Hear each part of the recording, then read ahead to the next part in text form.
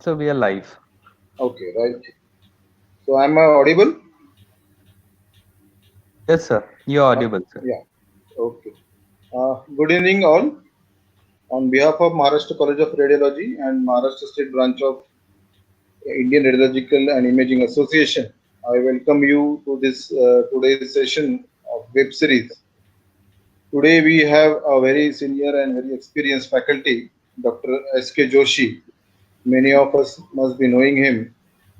He is at present Pro Vice Chancellor Academics in Manjunatheshwara Dharmasthala University in Dharwad, and I think he is one of the most senior teachers in Maharashtra and Karnataka now, and has decades of teaching experience, and he has delivered hundreds of lectures in various conferences and uh, various scientific events.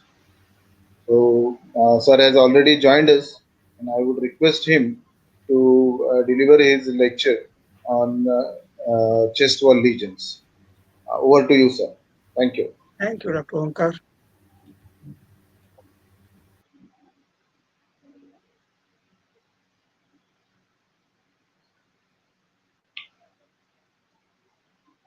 Om Shri Manjunathaya Namaha. Praying the Almighty to free the whole world from Corona and keep everybody happy out of Corona. I thank Omkar and his whole team for organizing this webinar classes, or you can say lectures, and my role has been given is the chest wall lesions. So this is, I bring greetings from our medical college, esteemed college, that is Dharwad, which is a constituent institute of SDM University, Dharwad. And this is the aerial view of the campus. And this is the road joining Hubli and Dharwad. And you got whole set all the building components of the university in this campus. A beautiful campus, worth visiting. You're always welcome. Now, the topic given to me is the chest wall. And while dealing with that, I have divided it into small fragments. And this talk is basically for UGs, postgraduates from all the branches, non-radiologists interested in no chest radiograph. I will be giving it initially some technical flaws, how will it affect the chest wall interpretation, and some radiological anatomical part of the chest wall, then go to the soft tissue lesions, bony lesions, and then some unusual images in between. There are two groups of audiences which we see. Some of them say, what is there in the chest to know about it? We already know it. Other ones, though they are experienced, they still say, continue to say, oh, there's a lot to learn still from chest. So this talk is from not for the first group, only for the second group. I represent here, as I have taken this owl as that, in Panchatantra, owl is taken as a just personality who gives a good justice. So I represent that whole radiologist in place of owl. Before I go ahead, chest radiograph itself wants to give us, wants to appeal all of you. Let us listen to its appeal. Still, I am being used maximum in number as a part of rituals which are continued, but grossly underutilized for diagnostic information. Reasons are many, overshadowed by recent technological boom, poor training and false presumptions, active neglection, lack of interest in understanding myself, understanding me. Considering all this, it was very nice of you all, doctors, for revisiting me and also giving me an opportunity to express myself in this forum. By the time I leave you, you will be carrying with quantum of information wealth in store with me beyond your expectation, maybe missing earlier. Thank you very much. So that was the appeal by chest radiograph. Why chest radiograph unique? It is unique, really, amongst all the imaging modalities. Chest radiograph is a unique one. Chest radiograph, its existence is there because of coexistence of large number of anatomical components with variable densities and contrast, representing multiple functioning systems in the body and exhibiting the changes in them during disease process. Lungs and heart are only part of the chest radiograph and never represent whole of the image. I repeat, lungs and heart are only part of the chest radiograph and never represent whole of the image. Rest of the structures are equally important but are conveniently forgotten.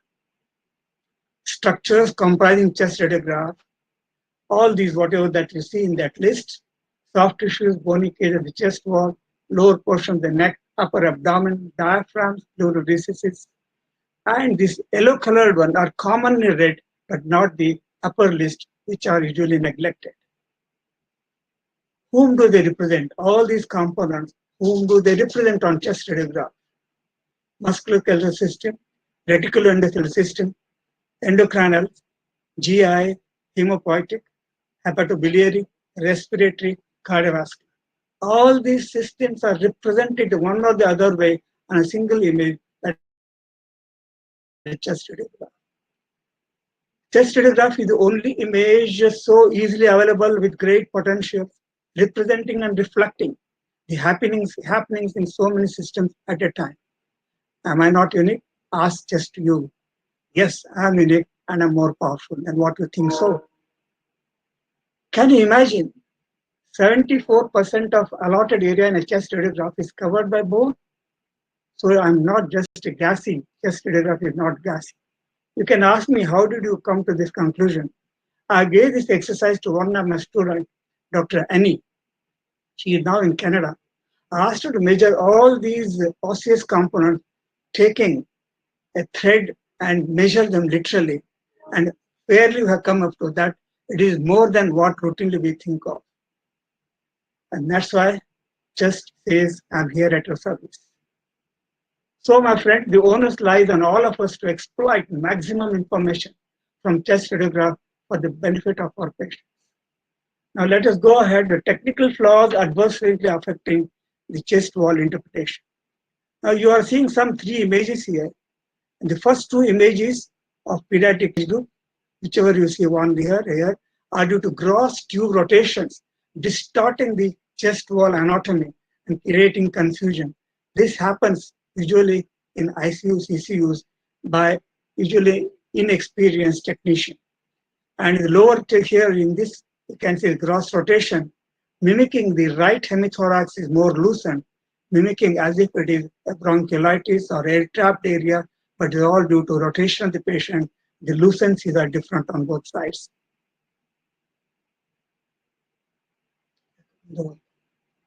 Sorry, getting stuck.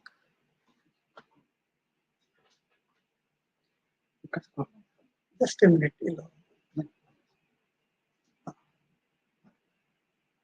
Okay, that's fine. Now again, you can see the right hemithorax is loosened because of the rotation. So such images, while before interpreted, you should look at the position of the patient, looking at the medial ends of the clavicle, which have to be equidistant from the midline. Here you can see the patient rotation into left side and here on the right side. And unusual structures are seen here, which are not normally seen because they are hidden in the midline by anatomical structures which are present in the midline. They are nothing but the epiphyseal centers of the various manubrium, that is parts of the manubrium, which have been unfolded because of the rotation, adding confusion for the interpretation. Patient, if is in serious confusion, I can say emergency, sometimes they mistake them for foreign bodies. Now, unusual shadow here, which is nothing but the scapula, which is overlapping the lung fields, sometimes mistaken for ancestral effusion. Again, is the lack of pushing away the scapula from the hemithorax. Another positioning here, scapula overlapping on both sides, so creating abnormal interpretation. Here also scapula are overlapping, but on this side there's added consolidation, but here it is normal. It looks both sides are opaque. If you carefully analyze these shadows, one side, both parts of it are overlapped by scapula. On right side, there's added pathology like consolidation. Heart in the abdomen, very unusual. It happens when there is acute gibbous is there, patient is in acute gibbous, and radiographs are taken in AP view, that naturally the portions of the chest will overlap the upper portion of the abdomen, giving as if there is heart in the abdomen. And here you can see a hole-like structure. This happens when there is acute gibbous in the cervical-dorsal region, giving an appearance of a hole in the spine. It is because of the proximal, distal cervical or proximal, or you can say upper dorsal, they come end on to the rays, giving an appearance as if there is a hole. And this is again due to a deformity and the radiographic technique, which cannot elevate. Now, there are some normal structures which are mistaken for abnormality. You can see here, there is usually they are mistaken for fracture, but they are nothing but the epiphyseal centers of the inferior angle which are not fused, and they are mistaken for fractures which cannot be bilateral. The clue to say they are bilateral and not fracture. Some normal structure are mistaken for abnormalities. Many of the juniors come and ask me, sir, is there a lymph node enlargement? Even clinicians will come and ask, there is a lymph node enlargement. It is a transverse process of the dorsal vertebrae. The clue or the dictum for them to know is, if you trace any of these structures, they will take you to the origin of the anatomical structure. Don't stop only tracing here. You better trace it completely till it disappears, that it leads you to the anatomical structure, that is the transverse process of this dorsal vertebrae. And here, the commonest mistake done by a beginner is lymph node mass. There are not lymph node mass in the neck. That is nothing but the hair tuft in India, very commonly not tied high up, even in spite of the radiograph telling them to put them high. So they overlap the neck region, mimicking like lymph node enlargement. Now you can see there is a cavity here and a cavity here. These are not true cavities. If you again trace the margins will trace you to the rib from where it originating. That indicates the bifid rib, the anterior end, which is bifid. Similarly here, trace it, it takes you to the rib origin from where it is coming, and it's completely calcified costal cartilage here and completing the cavity. There are pseudo cavities, not to be mistaken for true cavities, and the dictum to say it is a true cavity, none of the margins of the cavity should be lined by anatomical structure. Another case of bifid rib here, the beauty of nature, you see, when one of the ribs is behaving abnormally, adjacent ribs will accommodate that abnormal behavior.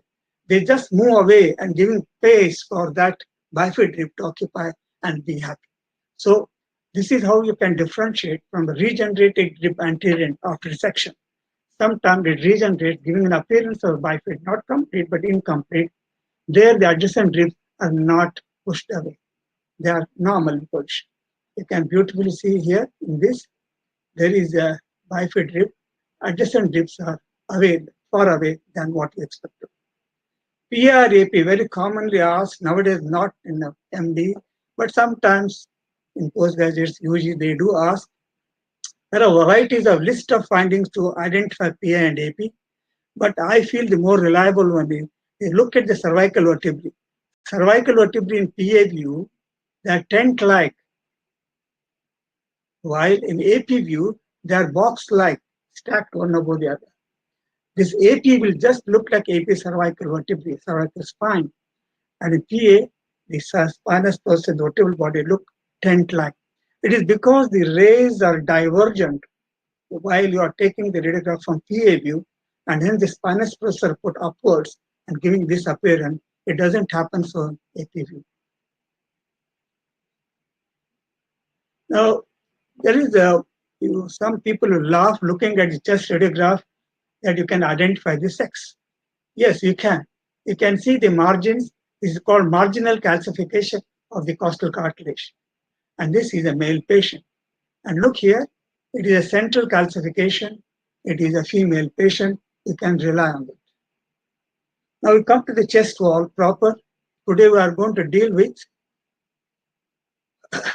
structures up to here, that is the skin, subcutaneous fat, muscles, intermuscular planes, and again another muscle, another intramuscular planes.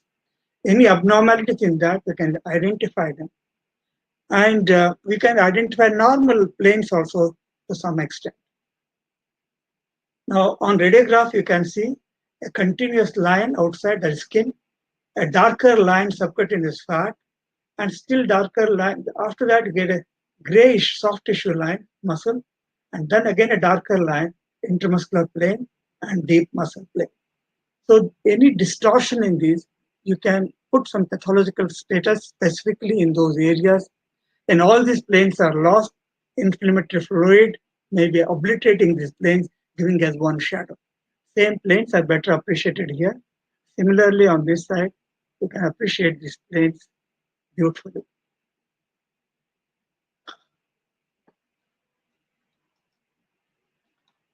Now, we'll come to the abnormalities. This is incidental finding. You can see a soft tissue lesion in the right axillary region. It is below the subcutaneous the skin, the subcutaneous fat, and this is what you see is the muscle plane. And this loosened one is deep to the muscle plane and superficial to deeper muscle plane. And the lucence itself, it is the fat density, so it is a lipoma. This lipoma is not in the subcutaneous plane, it is in the deep muscular plane.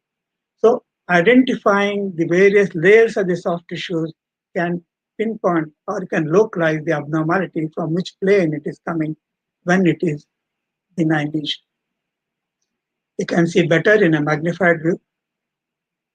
Now, looking at this, you'll be wondering, a common outburst comes immediately, oh, pulmonary metastasis. But carefully, if you see, remember that this 32-year-old slide, I kept it with me. You can see here, there are some nodes here. Here also the abnormal nodes here, soft tissue nodules. Here the one more soft tissue nodule. They are nothing but the neurofibromatosis on the skin nodules overlapping the lung fluids. So chest radiograph is a summated image of all the three-dimensional structures, and hence they overlap each other, creating confusion. So here we should be aware of these anatomical structures which are causing some changes on a chest radiograph if they are abnormal. Another case, again, you can say nodular shadow, but unusual nodular shadow. And this margin is very sharp. These questions are, is it intrapulmonary, extrapulmonary? If it is extrapulmonary, it is intrapleural or extrapleural. See, none of the lesions of any of these planes will have a sharp margin like this. Usually that represents a pleural layer. So the encysted pleural effusion might be in the oblique fissure. Same lesion will disappear after 10 days of treatment, telling that it is nothing but an inflammatory process. What I want to say is, whenever nodules you see, keep in mind of all these structures starting from skin to the deeper structures. Now you can see this is a patient with CA thyroid, proven case, and he has a nodule here. And after 2 years, the nodule has slightly increased in size, but you can very well see the subcutaneous plane is well maintained and the nodule is deeper too. You can see subcutaneous plane is, that plane is seen, it is deeper to that, so it is a benign fibroma from that plane. Now this patient is a preoperative evaluation for BPH, benign prostatic hypertrophy, and you are seeing a nodule here. The peculiarity of this nodule is that all the margins are well defined, better seen here. Whenever a nodule in the soft tissue, the margins are extremely well defined. It has got a pedunculated structure attached to the skin, and the air trapped around that portion creates this margin, which is very sharp. So this was nothing but what they call as aerocordon, but it can also called as the skin tag, acrocordon, skin tag. This patient comes with fever, and you see a huge mass. So the beginner, if you want to tell from why not in the lungs, I can see structures, vessels through that. So it is not pulmonary, it's crossing across the midline. And its margins when I trace goes outside the chest, so it is not in the chest inside itself, not in the lungs, not in the pleura. going well outside, so it has to be in the chest wall. It was a huge fibrosarcoma on the back, nape of the neck, and little extending below. Later, he was operated. Now, what do you think? I'll give 2 seconds. Margins are very sharp, intrathoracic, or intrapulmonary, extrapulmonary, or chest wall. But margins are so unusually sharp. Usual common thinking is that foreign body might be overlapping there. In India, they keep some of these tuna dabbis or some of those areca boxes or thin tin boxes, but this is not the place where they keep. And he was operated, and this was a nuchal fibroma in that region. Now, this patient comes with a CVA, cerebral vascular accident, and she is seeing a nodule, very defined nodule. To see it better, yes, margins are very, very well defined and sharp. Medially, I can't make out clearly, but knuckle is very clearly made out. Where is it again? Is it mediastinal? Medial margin is not clearly seen mediastinal, or something else. To our surprise, next day the nodule is not there. What do you think? This was a lemon which the patient had tied in his neck just for their myths and all those, and that is a CT scan of that neck. So this is how sometimes extraneous shadows create confusion. You should be aware of those rather than concluding and keep on investigating with CT, MRI and all. Just go and see the patient, ask the patient, he will show it, and we will be fooled by that. Now there is a soft tissue shadow which has got a very sharp margin, also inferior margin. I can see scapular border very clearly, and the muscle, I can see the pulmonary vessels are clearly seen through the shadow. So the lesion is not in the lung. And if I trace it, it goes almost of the chest wall and fades away here. Added little more density here also, apart from scapula. This is nothing but a myositis, pyomyositis in the scapular region, the muscles in that region. Sometimes beginner may mistake it for intrapulmonary. The dictum is trace the margins related to anatomical structures. Another case, again there is opacity, and the scapular margin is going up to here. And this is not the scapula, this is not adjacent to the scapula. And definitely vessels are very clearly seen. So it is not in the chest wall, it's not in the chest wall. Sometimes the loculated pleural effusion posteriorly mimic as if they are here, either a pulmonary lesion, like consolidation, or you can say the chest wall lesions. But this looks like a saucer here, and a denser portion in the center here. As it fades peripherally, the shadow fades away in PA view. So it's a pleural lesion, not to mistake it for chest wall lesion. This you can easily identify. Use soft tissue, you can say opacity, overlapping the chest here and also extending beyond all over here. And this was a huge pyomyositis in that region. Now, chest wall opacity, some points to remember. Whenever we suspect, to rule out our chest wall opacity, trace the margin.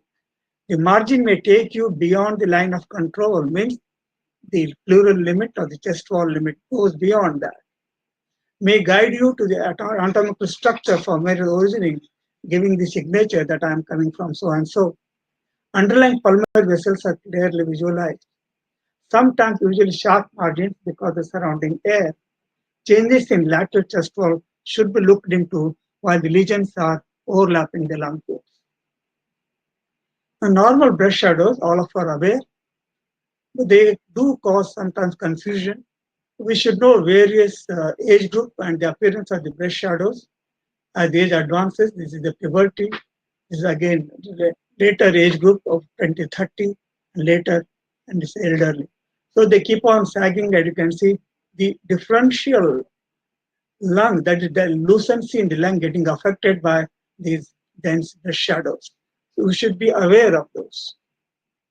Now, junior most students sometimes ask me, sir, what is this shadow, sir? It is, as a teacher, we should take it. No question is a silly question. We have to answer them. We have to convey them and convince them. It is a summated shadow of the lower margin of the breast and also diaphragm, giving a elliptical shadow, not to mistake them for any abnormality. That student will be very happy. Now on this side, the breast shadow is absent, and here the breast shadow is present. So this is the CA breast who was operated. Naturally, you would look for metastatic lesions, and suddenly you see a nodular shadow here. So whenever there is a nodular shadow, you feel it could be metastasis. Before uttering the word metastasis, you analyze clearly and conclude. See, you can see there is a bifid rib which is having two wings here, and the another rib which is end on coming here as if it is a metastatic nodule. So it is again a normal variation, not a pulmonary lesion. It is not a pulmonary nodule. This patient had left mastectomy and right is normal. I was seeing a well-defined nodule. The margins, some of the margins are very sharp, but remaining there merging with not very sharp, margin merging. So again, it's arising from the chest wall. It was nothing but a keloid which has come up in the area of the surgical scar and giving like the appearance of a nodule. Better seen in magnified view. Now what do you see here again? Now left side CA breast is operated and right side and nodule is seen. Is it a nipple shadow? For that, this is not the site where you expect a nipple to be here. So naturally, you have to analyze further as a teaching, training your students. You mark the site of the nipple, mark it with a marker there, a lead marker. It is different from there. So what you see is not nipple shadow, but definitely a metastatic lesion. So some of the confusing shadows which we feel like chest wall lesion should be ruled out by additional support. This is a male patient CA breast. We see a preoperative radiograph shows a calcified lesion, like a gone lesion or calcified granuloma. Just below that, there's a nodule. Again, the question arises, is it a metastatic lesion? But isolated single metastatic lesion, pulmonary metastatic lesion in the upper zone is less likely. But next day, you can see the nodule has disappeared. And to tell you that it was nothing but the button of the shirt which the patient was wearing. And that has, you can see the holes are there in that. So analyze the shadows. Do not conclude immediately. Consider all the possibilities. When in doubt, repeat the radiograph and stops you committing grave mistakes. Again, the CA breast operated left side, you see a big nodule here. Again, a pulmonary metastasis, isolated in the upper zone, unlikely. Carefully, you see that this mass shadow is arising from the anterior end of the rib. The rib is bifurcating here, or it is divided, expanded, and it is nothing but a metastatic lesion in the rib, mimicking like a pulmonary nodule. You should know the background why it is not a metastasis. A male patient comes with fever, and suddenly you can say consolidation patch. Some of them report it also as bilateral consolidation. Very unusual appearance of consolidation here. It is nothing but a patient with gynecomastia, mimicking like pulmonary lesion. But here it is a young lady, normal chest radiograph, and there are the shadows of a normal breast in a puberty lady. So there's a normal breast shadow, and this breast shadow is large, not only large, it is puckered here, pulled up. So clinically, we have learned earlier in Hamilton-Bailey law, mass with puckering. So think of malignancy. We apply it in radiology also here. So this is SCA breast. This hemithorax compared to here, this is more hazier, not very clear. Already come as a chest wall abscess. And in the aim of sending chest radiograph for chest wall abscess is they want to rule out underlying any rib lesion, osteomyelitis. What do you see? Trace those ribs. Normal, normal. As you trace this portion is ill-defined and destroyed. That indicates the destroyed rib with a chest wall abscess. Think of osteomyelitis. Ribs have very poor periosteal reaction, especially in tuberculosis. So think of the tuberculous osteomyelitis. Better seen in a magnified view, and the aspiration from that done ultrasound reveals, you can say the AFB was positive in the aspiration itself. So that was a chest wall abscess due to tuberculosis of the rib. Now, suddenly, we start thinking, is it a lung abscess? Opacity, consolidation, there is a cavity. But look at the lateral chest wall, it is also equally affected. So this lesion is not in the lung. It was again a chest wall abscess with a cavity inside and presence of air in the cavity. Better seen in a magnified view. I think most of you know this. One hemithorax is very lucent, and this is normal. What are the differential diagnoses of unilateral lucency in the hemithorax or the lung? A big list will come, and I think many of my already might be uttering that. Yes, you are right, and that is absence of pectoralis major, Poland syndrome, and this is a Poland syndrome. You should be aware of it, and once known, you will never forget it. And there is a small quiz for you. Who's this radiograph? I know the common answer all of you are thinking, barring here and there very rarely. You think it is Mrs. Röntgen, Bertha Röntgen. It is not so. You are still thinking? Keep thinking. This belongs to, that is, the Röntgen's colleague, Alfred von Kolliker, who volunteered himself to be a radiograph in front of all the university, or you can say the juries, to demonstrate his new machine, Röntgen production of the X-rays. And there von Kolliker praised his work and uttered the word Röntgen rays, which Röntgen himself refused. He continued to say, let us stop it as X-rays because we were not knowing. I don't want any patents for this. So this is many times is mistaken for Bertha's radiograph, where Röntgen calls him, she comes from kitchen looking at it. Oh, I'm looking at my death. She utters. So this is one collicus and not others. We go on. Now you can see a lucent shadow here, and the line is well defined. The commonest diagnosis made by junior is pneumothorax. Similarly, this person comes with chest pain, a lucency here and a well-defined margin. Diagnosis uttered by junior is pneumothorax. Both are not pneumothorax. They are pseudo-pneumothorax. Trace this margin, goes out. So this has nothing to do with the lucency. That is a skin fold, air trapped in the skin fold. Similarly, in pediatric age group, when the child is cachectic or dehydrated, the air wrinkles will be there, and the air trapped in the wrinkles mimic as if there are pneumothorax. Beware, don't try to attempt putting intercostal tube there. Now, when we come to the pneumothorax, dark shadows in the soft tissues, so surgical emphysema, all of you very well know. So whenever you see surgical emphysema, it doesn't end there. Surgical emphysema, look for fracture ribs, look for pneumothorax, look for midastal emphysema. They all come in series, one after the other. Rule out, carefully look for combination of surgical emphysema, midastal emphysema, and pneumothorax is a deadly combination. Says, who says? Dr. Shanks. That is a British author. Now you can see the surgical emphysema here in the pectoralis region. And this name is given to that. I searched everywhere. At least I could not get any Indian tree with the ginkgo leaf.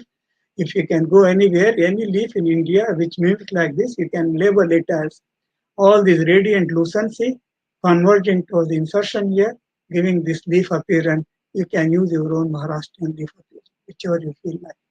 And it is bilateral leaf appearance. So there's bilateral surgical emphysema. Here there's a midastal emphysema also. and also there is a pneumopericardium. Now here I told you to look for mediastinal emphysema, and mediastinal emphysema tries to collect around the great vessels like pulmonary artery, and that delineates, that indicates it is a mediastinal emphysema. Now this some who of you know it, you will never miss it. Mediastinum is pushed to this side, and this side relatively more opaque than here.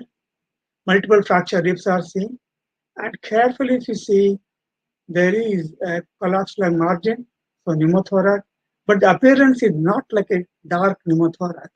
The real effect is that this is called as spread out hydropneumothorax. Spread out hydropneumothorax, where fluid is below and air is above.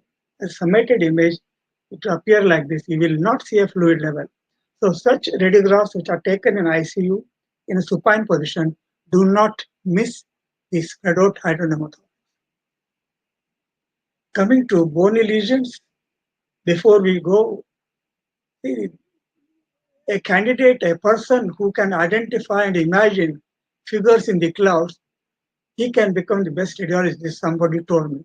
How far true, I don't know. But this art is called as periodolia.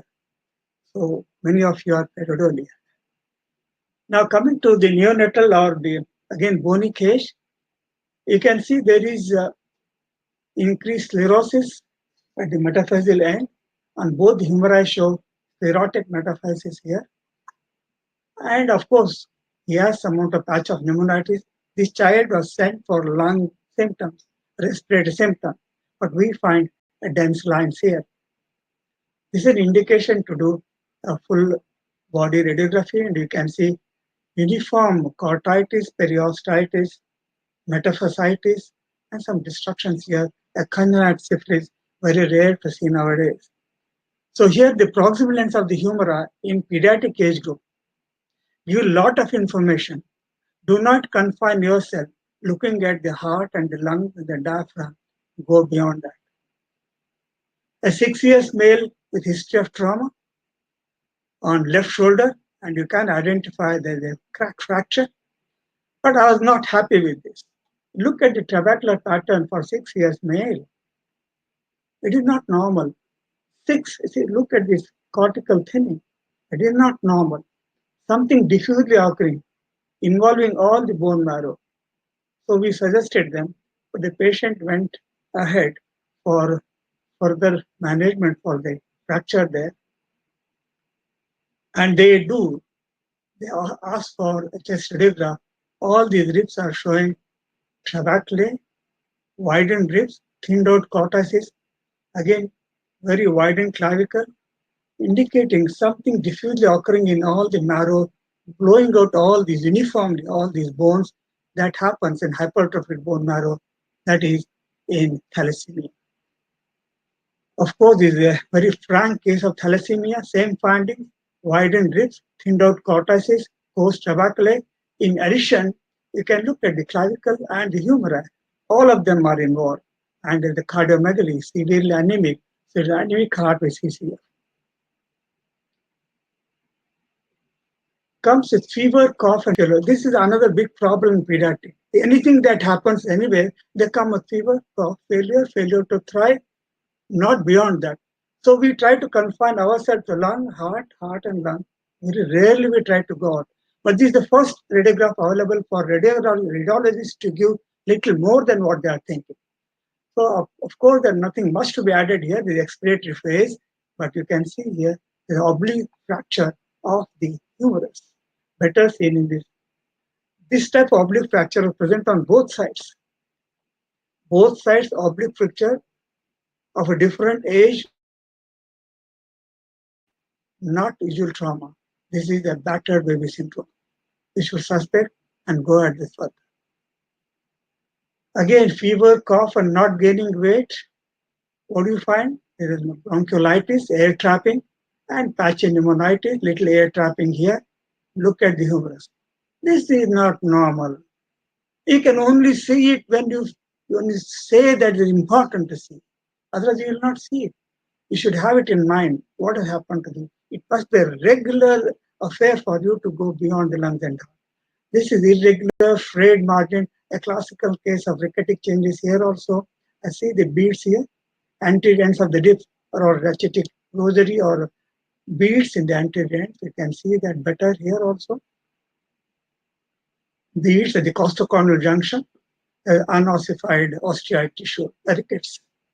So it is easy to diagnose, earlier to diagnose in chest radiograph than taking the radiographs of the wrist. The wrist changes will come when the child starts crawling on the wrist.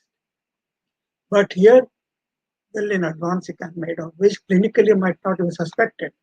Another case of severe rickets. This is a very interesting case, 45 years female, comes for a gynae problem, refer for chest radiograph as a preoperative evaluation. So when you look at it very carefully, it is deceptively normal, nothing much. Carefully look at the lateral ends of the clavicle. Go beyond lung and heart. There is focal widening. Here soddening is there. Here also loss of cortical margin is there. Little irregularity is there.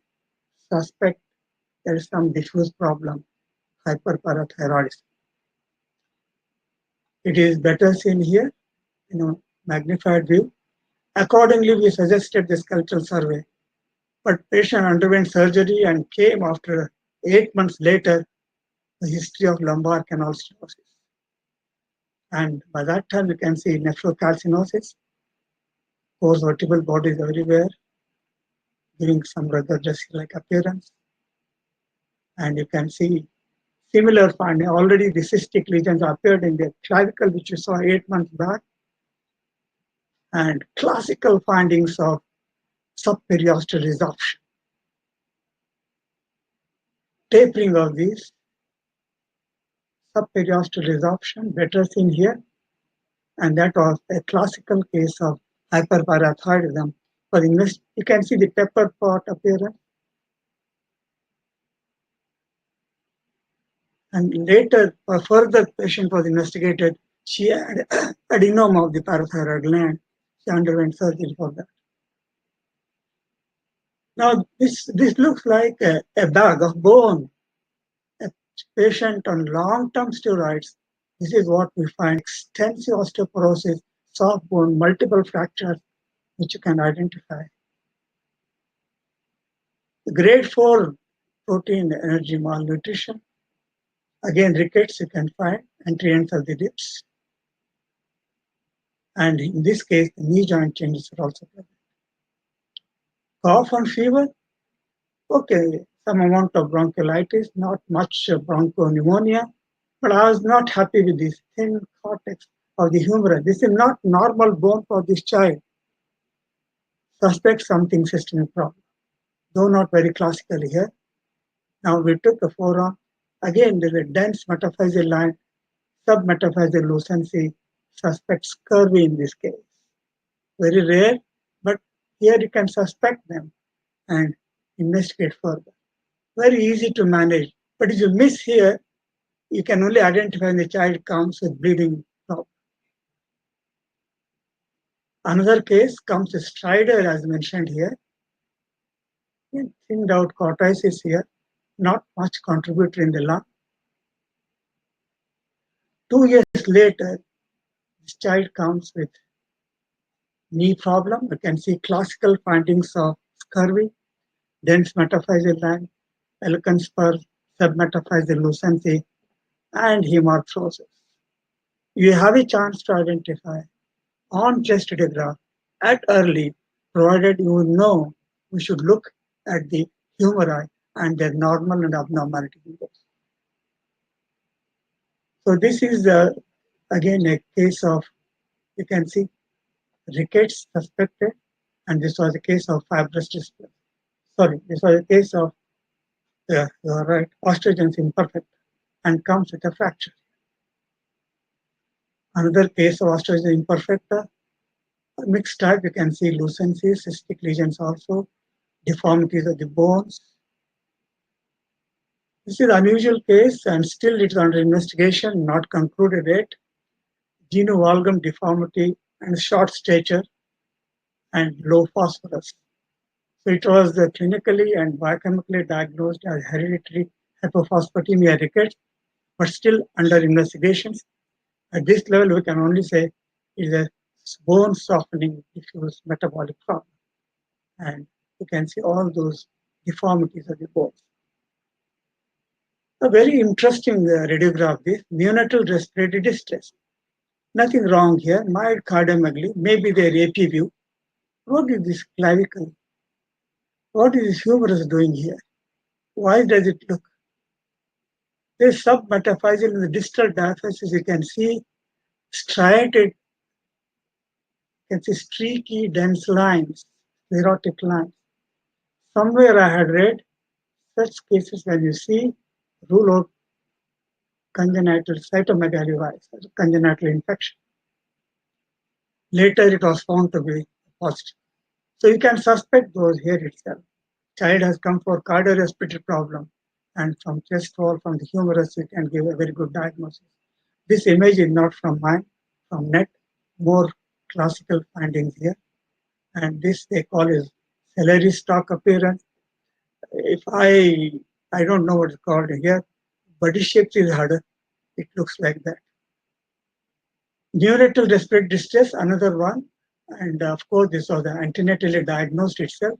And you can see erythroblastoma fetalis, hydros fetalis, all chest wall edema and ascites.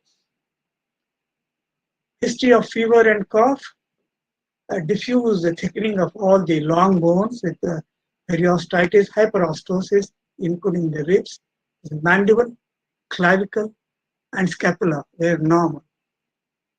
So it was not a classical case of cafes. Urine hydroxyproline was normal, so it was seen there, available. And hyperostosis, hyperphosphatemia syndrome, HHS syndrome, which is a very close differential diagnosis for cafes.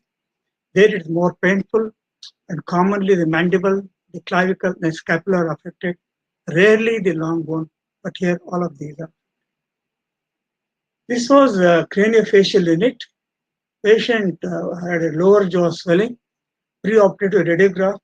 Cursorily you look, you pass it as normal. But go on tracing one by one the ribs. Oh, this rib is missing. So the gross osteolytic lesion of that. We gave a diagnosis of giant cell tumor here also, but patient underwent surgery for the jaw lesion and underwent tetany, uncontrolled tetany, and a long-term calcium, once continuous calcium was given. This patient also had a adenoma of the parathyroid gland, it was adenoma parathyroid gland. So sometimes rib lesions, though the clinical history is available, we should link both of them to give one common diagnosis. Weakness, breathlessness, and exertion, and severe anemia. Severe anemia, so many causes, exertion, and this is the appearance. All the bones are dense, post tabacally, and even vertebral bodies are dense. So we have to rule out renal osteodystrophy. And this is how the dips and all they appear. And the chronic renal failure, it will explain all these findings. This elderly person comes with a breathlessness, and you can find here increased density of all the bones, including the clavicle, the scapulae, the humeri, vertebral bodies. So diffuse osteoblastic metastasis. They are not that uniform as you saw. They are patchy here and there. So osteoblastic metastatic lesion from prostate. Comes with a known patient of PTN irregular treatment, a routine chest radiograph shows increased density of all these bones, and you can see the sites of attachment of muscles are very prominent. You find it in case of fluorosis.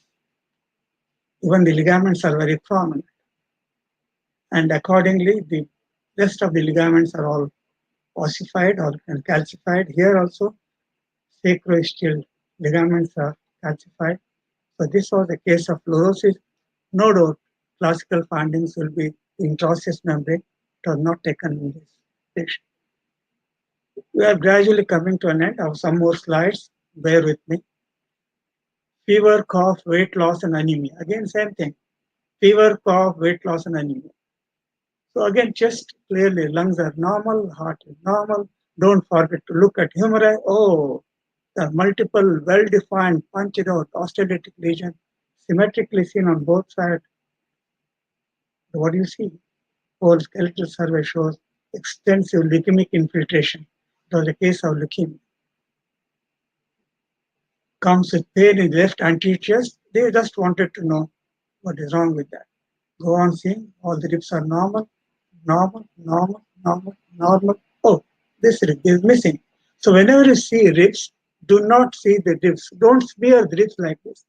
Feel the presence of the rib. It has cortex, upper and lower cortex. It has cancellous bone medulla. Feel the components of the ribs and trace individually. Then you will not miss the lesion. So this came out as histopathology, came out as Langer and cell histiocytosis. Little elderly for that age, but still no. This is the first time I saw in my life a neonate with this sort of deformity. Bilateral, symmetrical fracture appearance of the posterior third of the rib, never heard. It cannot happen traumatically. Any sort of abnormal delivery also, forceful delivery, we don't expect such things to happen. See the margins, they are all smooth margins, they are not fractured margins. Since I was not knowing, referred and found out a condition, what is called a cerebrocostomandibular syndrome. At that time, or 5 years back, there was a seventh or eighth case, and accordingly, I got some more from the net. This is how it appears. So that was the, just to keep in mind, one scene you will not forget such classical cases and not to mistake them for routine cases. Myositis ossificans progressiva congenita, you can see extensive ossifications of the muscles. Young female, history of fever, semi-consciousness, come to casualty. There is no detailed possibility of examination. You cannot examine detail.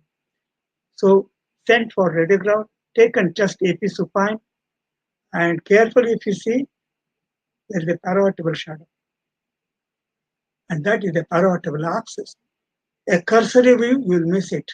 So see through the heart for vertebral body in paravertebral region.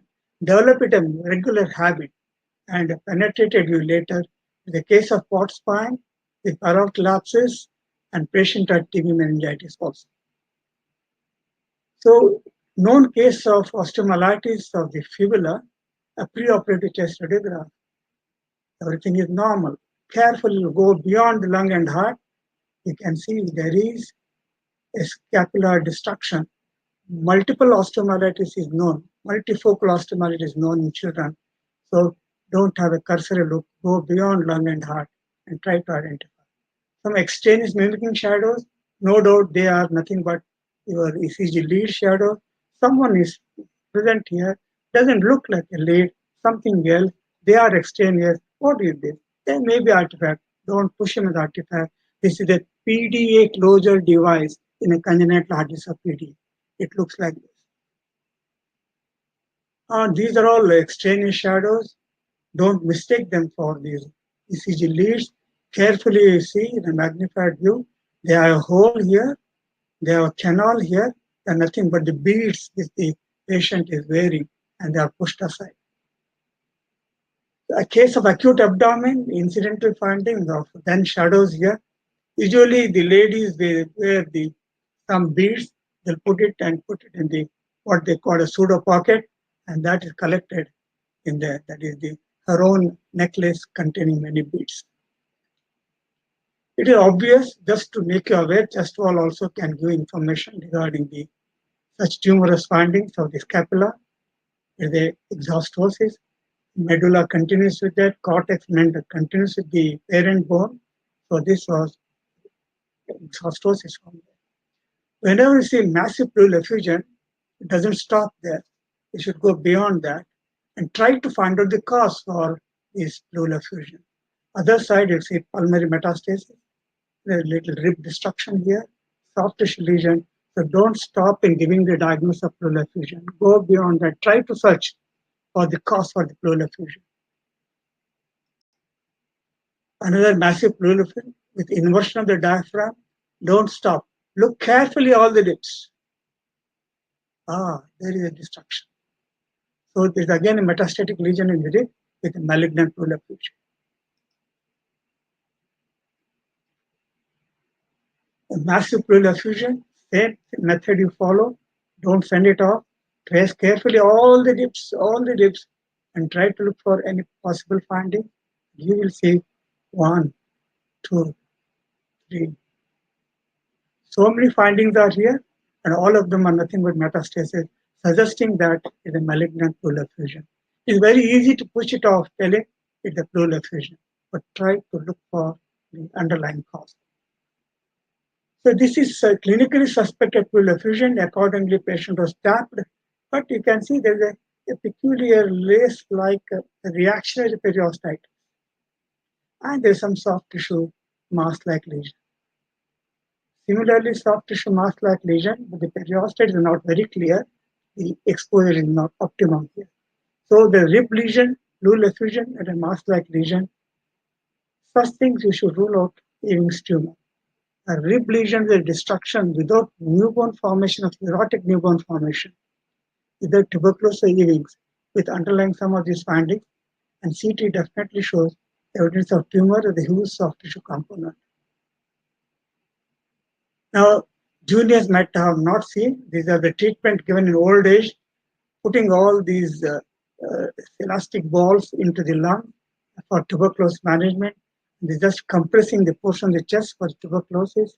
Is all deformed, can say causing so much deformity in treating the tuberculosis. One half of the hemithorax is taken off in this.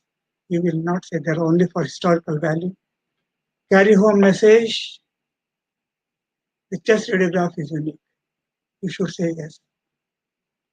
Chest radiograph is not just lungs and heart. You should say yes. It is something far beyond. Chest wall is equally important. It deserves all the attention. Be a clinical radiologist. Don't try to interpret the image and send your findings. Correlate. It needs little more struggling. Good relation with the clinician. Shed the habit of casual attitude towards chest radiograph. It is probably the hardest thing to be interpreted correctly. It is possible with a provided disciplined approach. A sincere attempt in accurate interpretation can greatly influence patient management. You can't justify reading by just flying over me, say the chest radiograph. You can't fly over and say, okay, you're by, you're all right. No. What is the best way? You should literally walk on it with a stick in your hand, feeling the presence of every anatomical structure, taking them by name, respecting them, looking at their behavior and the components. Why will you miss a lesion? Thank you very much for patient hearing or complete patience, staying such a long with me. Thank you very much. Thank you, sir, for this beautiful and very informative lecture on chest wall lesions. And I'm sure all the students who are seeing this, they will understand the importance of seeing chest radiograph as a whole, as you said. And look, as we say, you should look at all corners of the radiograph. Likewise, the example you give that you should walk over the chest radiograph along with a stick, pointing it to various structures. And if you keep your structure of the report as detailed as possible, I think there would be less chances of missing small lesions into it. There was one question, sir. Just a minute. Please re-explain the bifid rib concept. I think you had shown that cavity and bifid rib thing. So it's a congenital anomaly. Do you want to see that image again? I don't know. Okay. See, I'm showing you. Normally, the ribs comes and takes a turn. This is the anterior end. Sometimes congenital, don't ask me why. The anterior end becomes bifid like this. The distribution of the developing part of it may be in two tracks and giving a bifid appearance. Rest of the vertebral body will be normal. When it goes, and if the free margin is lined by some other structure, it is mistaken like a cavity here. So not to mistake it for a cavity, there's pseudo cavity. If it is a costal cartilage calcification, some other margin, then it becomes a cavity-like. So it is not a cavity. Do not mistake bifid rib for a cavity. It is an anomaly. It is an innocuous anomaly.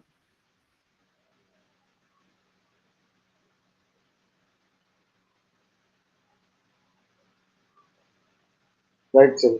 Thank You, you. Dr. Omkar. Very nice of you. Yeah, Excellently thank you, sir. conducted. Thank you. And I must thank you for being with us on Sunday. I know you must be busy throughout the weekdays, and you are so cooperative and eager to help us out in this carrying out this web lecture series. Thank you. I thank Yeah, all the audience who have attended wherever you are. My best wishes to all of you. Thank you. thank you, sir. Now we move on to our next lecture. Next lecture is on radiology in endocrine diseases by Professor Kajal Mitra, sir. Sir is a dean at NKP Sims Institute of Medical Sciences and Lata Mangeshkar Hospital, Nagpur. He has got decades of experience in radiology teaching, and he had been previously head of the department in the same institute and senior faculty at Government Medical College, Nagpur.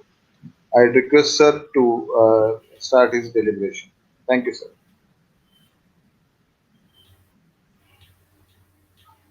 Yes, sir. We are listening. Hello. Just so just share your screen, sir. Thank you, Prashant. Yeah, yeah.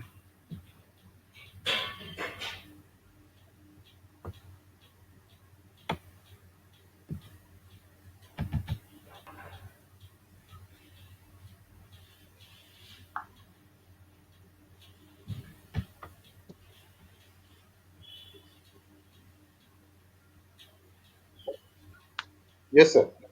Hello. Not yet, sir. Can you see the PPT?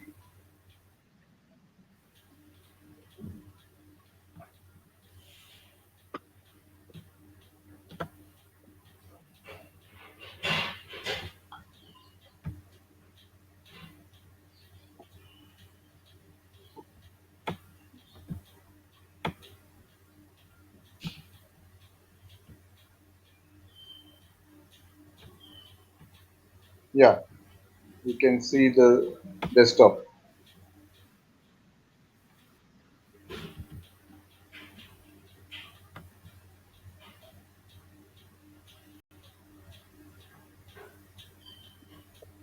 Yes, sir. Can you see now?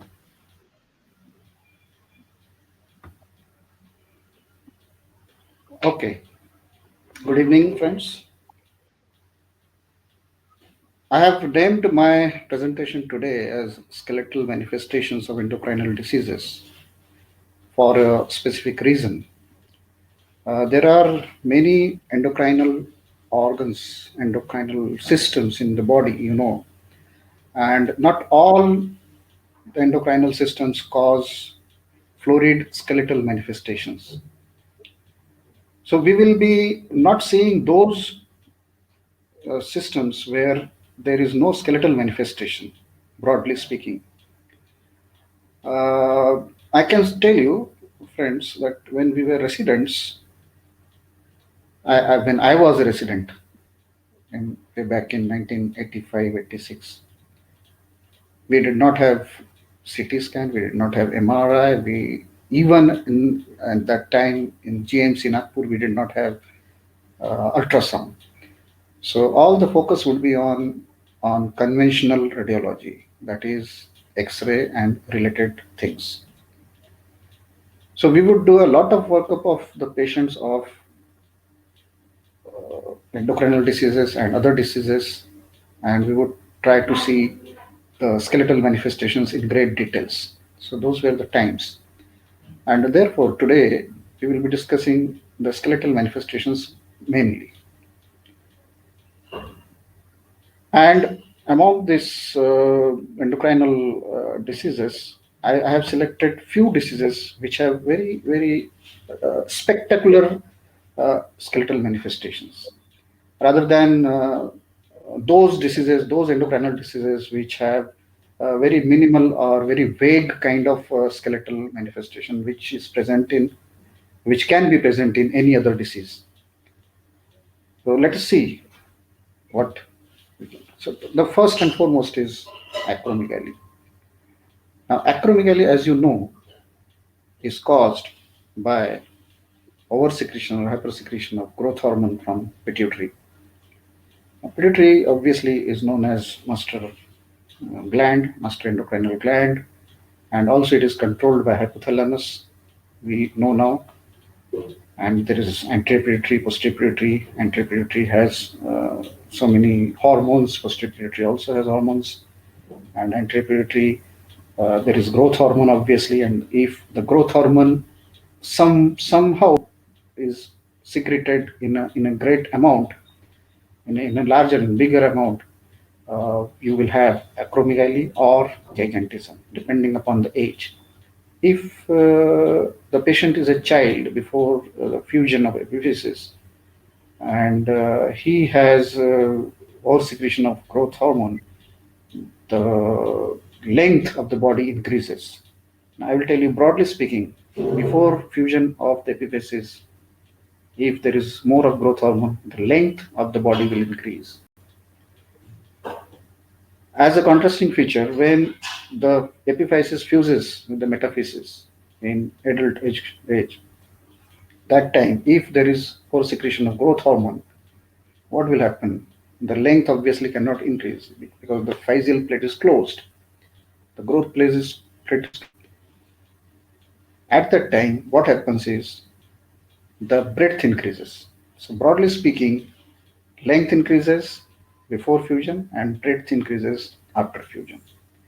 After fusion also, there is overgrowth of collagen tissue because of the action of the growth hormone, and therefore the soft tissue also increases in acromegaly.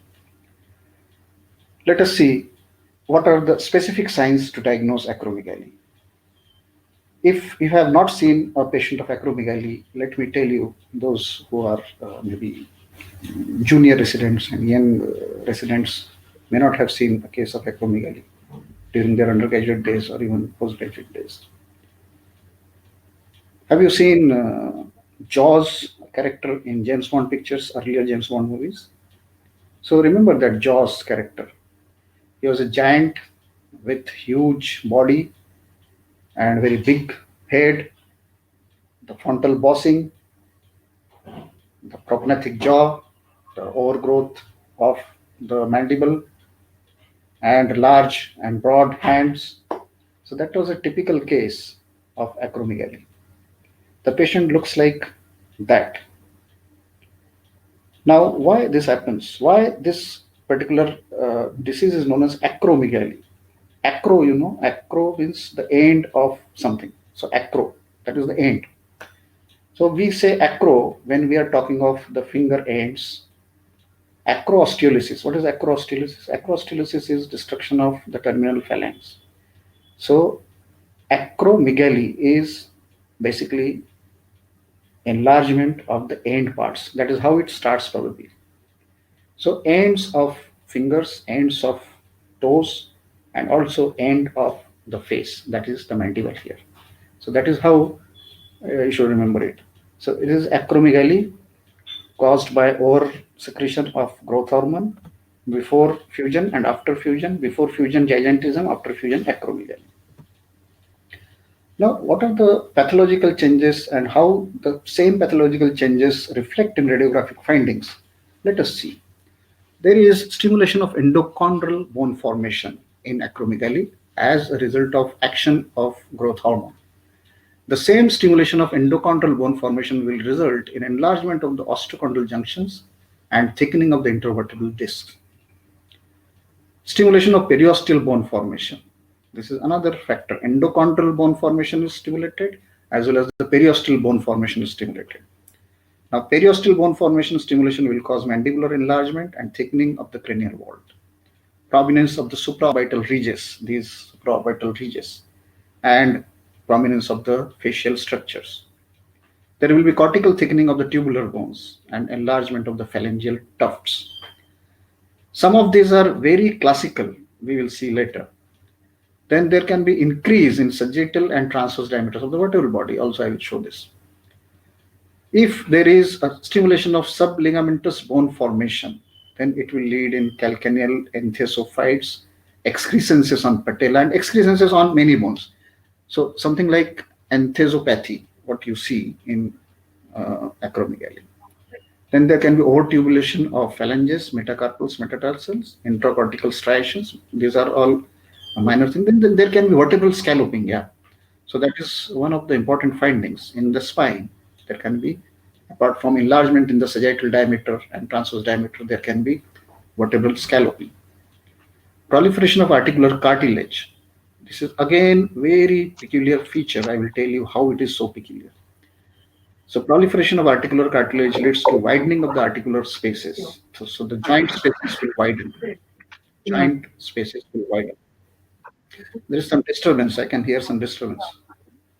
I think some mic is on. Somebody's mic is on. The cartilaginous degeneration and regeneration. Degeneration of the cartilage and regeneration of the cartilage both take place, which leads to narrowing of articular spaces. Now, widening of articular spaces first and then followed by narrowing of articular spaces and causing secondary osteoarthritis. There can be periarticular calcification and ossifications. These are minor findings actually.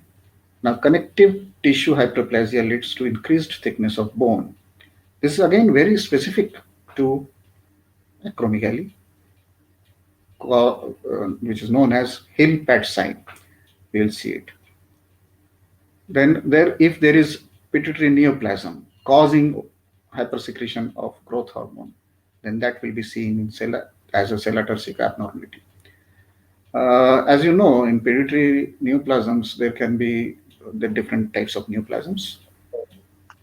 Basically, now they are classified as hormonally active neoplasms and hormonally inactive neoplasms.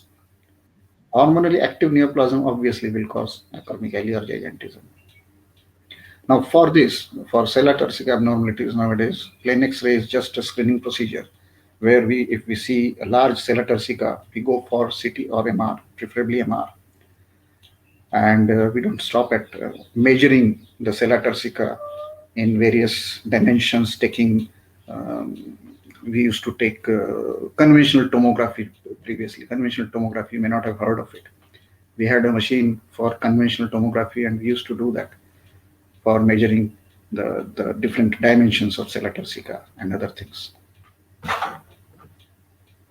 Now, this is a classical picture of acromegaly.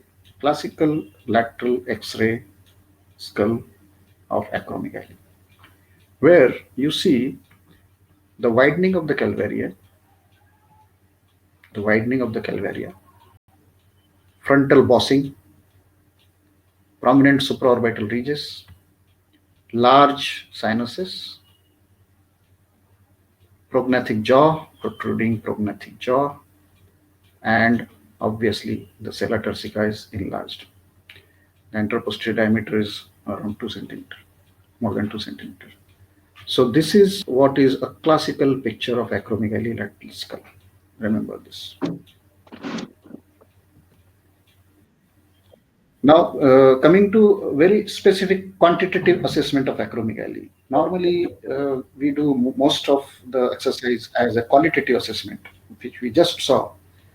We can actually quantitatively assess whether there is acromegaly or not. This happens in very few diseases. So this is very important. Hill pad thickness or hill pad sign is said to be positive. Then hill pad this is hill pad. This is hill pad. Now this hill pad is normally less than 21.5 in females and 23 mm. I'm talking of mm in males. So here it is 26.7. So definitely it is abnormal. Now, sesamoid index. Nowadays, I don't hear of all these words because I don't think we give too much of importance to diagnosing acromegaly on only X-ray. So we do a CT or MR and we see there is a large tumor, pituitary tumor, and we send the patient back to the treating physician surgeon, and he or she is operated. Sesamoid index is one which we used to do very diligently earlier. Now, sesamoids. There are sesamoid bones. Sesamoid bones are nothing but bones which develop in tendons of various muscles.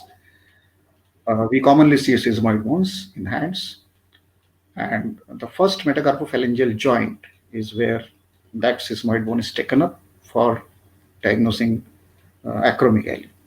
So, sesamoid at the first metacarpophalangeal joint take the length and the breadth, the highest, the maximum dimension. You take the maximum dimension of the sesamoid of first metacarpal joint, the medial sesamoid, the first metacarpal joint, and the maximum dimension in millimeters. Multiply that with the maximum diameter in exactly 90 degrees. So in millimeters. So suppose this is 10 and that is 2. So that becomes 20. So 20 mm. So that should be maximum 40 mm in men and 32 mm in women. So this is called as sesamoid index. Now, tuftal, these two are very specific, and we used to do these two things a lot, not the other things. The other things are, which have been mentioned in literature, are tuftal width. Tuftal width of third finger is taken, which is at the most 12 mm in men and 10 mm in women. So more than that may be suggestive of acromegaly. Joint space thicknesses of second metacarpophalangeal joint. Now the second metacarpophalangeal joint space thickness is measured more than 2.5 mm men and women both, then it is suggestive. The phalangeal soft tissue thickness in the proximal mid phalanges, 27 mm, 26 mm maximum. So these are the various things, various quantitative assessment indices which we can take help of if we want to diagnose acromegaly on plain X-ray. You have just seen this. Yeah, so what are the changes in spine? As I was talking about, there is increased sagittal diameter. You see, osteophytes are formed here. Obviously, new bone is also let down in subligamentous region here, and which ultimately leads to the increase in the anteroposterior diameter and also the transverse diameter of a vertebra with a normal disc. Now, another important finding in spine is, as I was talking about, is scalloping of the vertebral body, posterior margin scalloping in the vertebra. This is very prominently seen, very nicely seen in the lower vertebra here. So this scalloping is also seen in acromegaly, although there is a long list of differential diagnoses of posterior scalloping of vertebral body, which is commonly asked in exam. If you have a case of posterior scalloping of the spine, you will be asked the differential diagnosis. Now, I have got here the differential diagnosis. First, it can be because of the increased intraspinal pressure. Intradural neoplasms can cause this. Intraspinal cysts can cause this. Syringomyelia, obviously, and communicating hydrocephalus sometimes they can cause. Then there is something called as dural ectasia. Dural ectasia. The dura is very thick and enlarged. Now, this kind of a thickened dura is seen in Marfan syndrome, Ehlers-Danlos syndrome, and also neurofibromatosis. So in neurofibromatosis, remember, the cause of scalloped vertebral body is not a neurofibroma or a tumor, intraspinal tumor. It is because of the dural ectasia. So this is actually what we call as skeletal stigmata of neurofibromatosis, which we may deal with sometime later. There can be bone resorption as seen in acromegaly. So here, what we see, the posterior scalloping in acromegaly is because of the bone resorption. There can be congenital disorders, achondroplasia, Morquio disease, and Hurler syndrome. Hurler and Morque is obviously, there are types of mucopolysaccharidosis. There are so many types of mucopolysaccharidosis, which we can discuss some other time. Obviously, at times there can be a physiologic squalor. Coming to other changes, you can see the excrescences. The excrescences are seen like this at the end of a bone. These are the excrescences, and some osteophyte-like protrusions from the bone, along with the increased joint space. So increased joint space, as I was talking about, the cartilage hypertrophy, that is also seen in uh, acromegaly. Now, this is very peculiar. You see, this is elbow, obviously. So in elbow, there is a lot of increased joint space in the elbow joint. Now, this joint space is increased with some changes of degeneration, with some degeneration, with some degeneration. Now, this is very peculiar. You never get degeneration in non-weight bearing joints, as you know.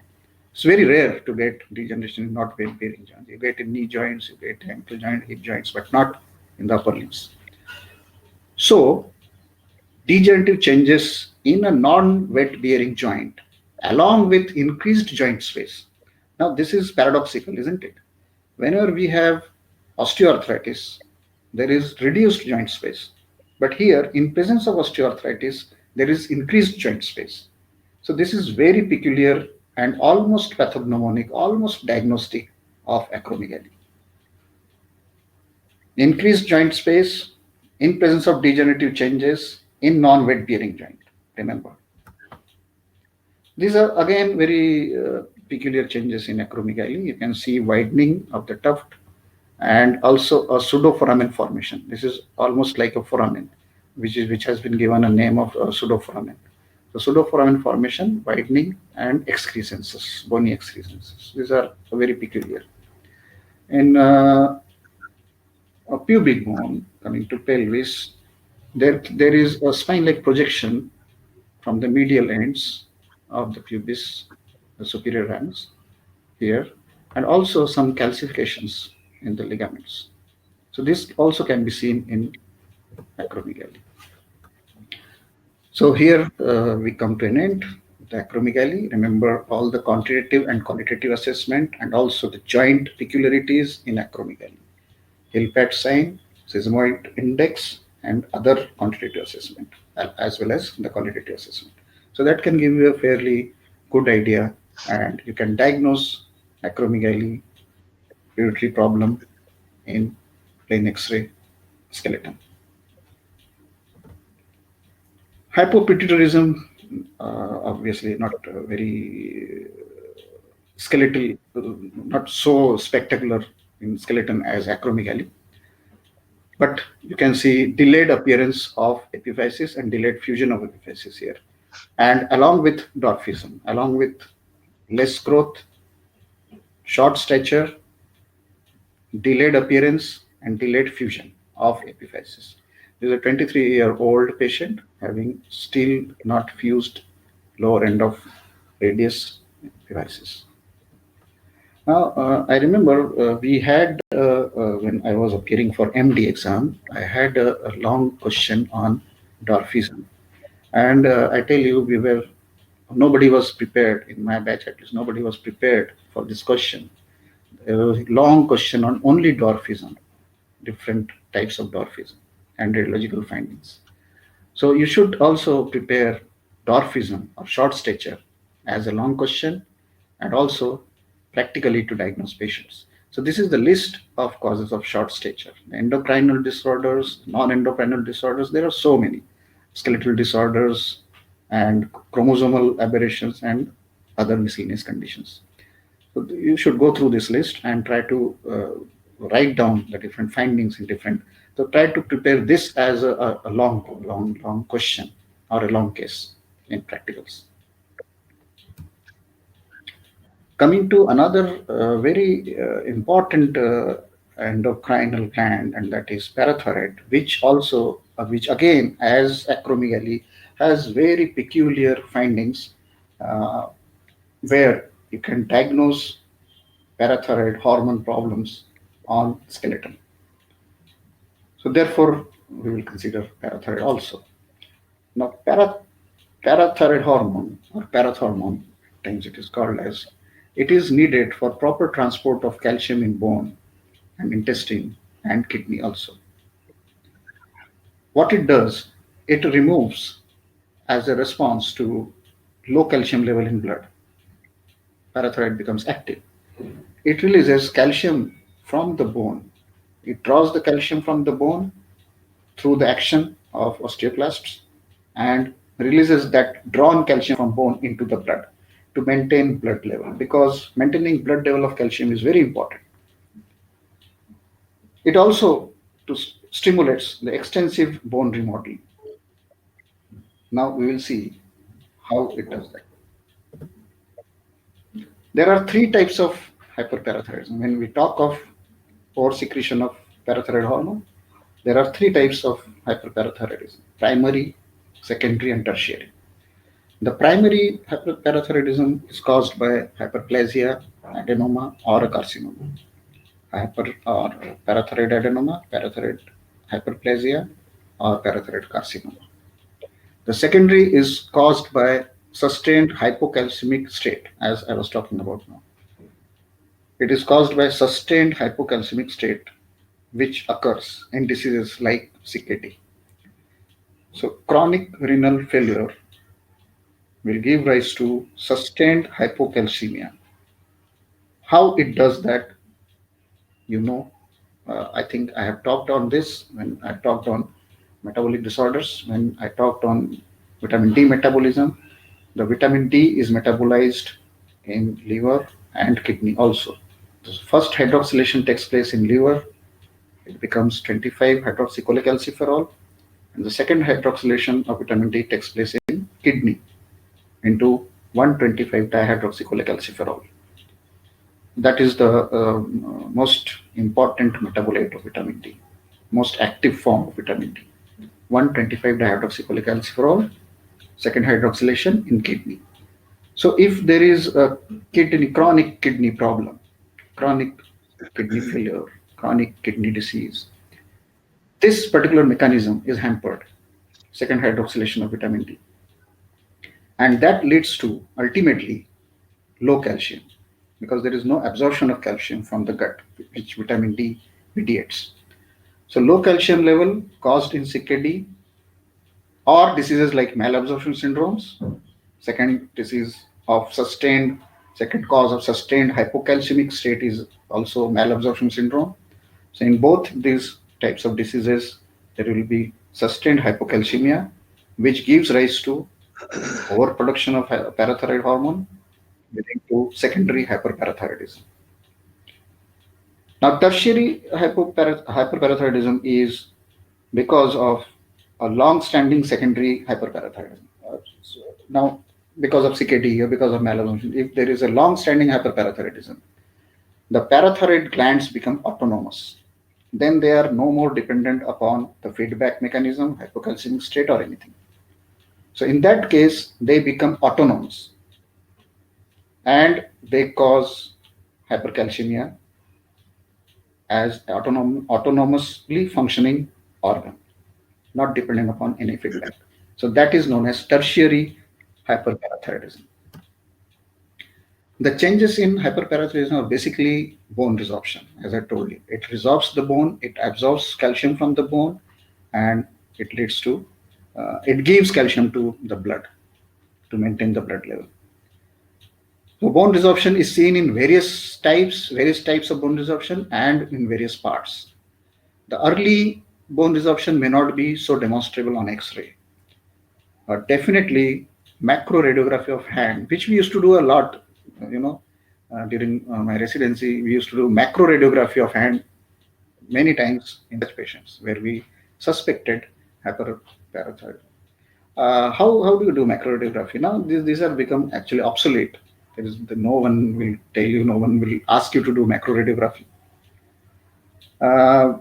What we used to do, we used to take non-screen films, screen films and non-screen films. We used to do non-screen films and we would increase the object film distance. Suppose the film is here, and this is the object, the hand.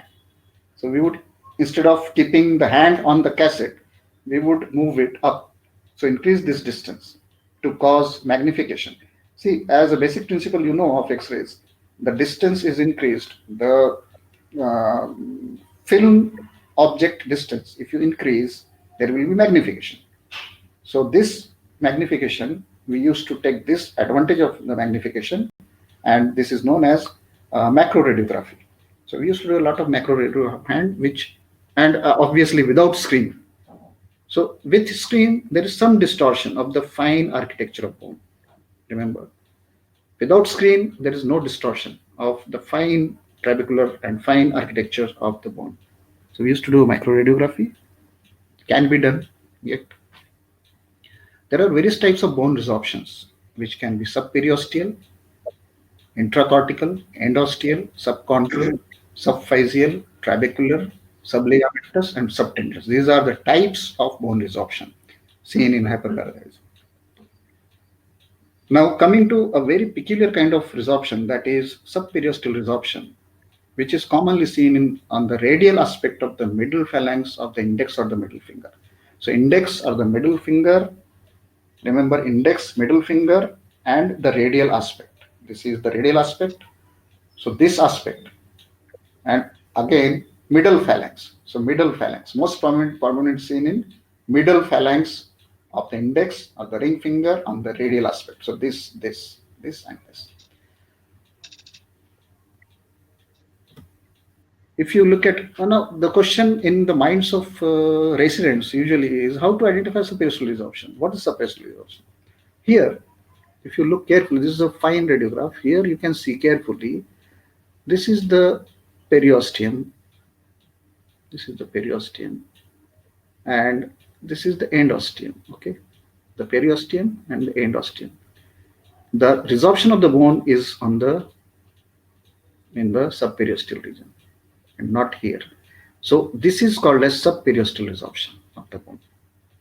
This has to be seen very carefully and in a good radiograph. Nowadays, you don't need to do macro radiography, as I said. You just need to have a good digital radiograph, and you can see, you can diagnose. If you look carefully, as I told you, middle phalanx, radial aspect of the index or the middle finger. So look for this carefully, and you will be able to see in a case of hyperparathyroidism. Obviously, the patient has to have hyperparathyroidism, which should be confirmed biochemically. This is advanced case of subperiosteal resorption. As you see, this is just the beginning, and this is the advanced case. Then there is something called as intracortical resorption. Now this is the cortex of the phalanx, and there is intracortical resorption of the bone. So there can be subperiosteal, intracortical. Then at times there can be subchondral resorption. Here you see, this is the patellofemoral joint. On the side of patella, there is subchondral resorption. There is subchondral resorption of bone.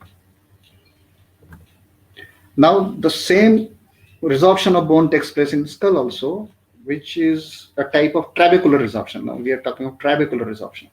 Here the trabeculae are resorbed, and therefore the skull has a peculiar picture, paper and pot appearance, what we call as.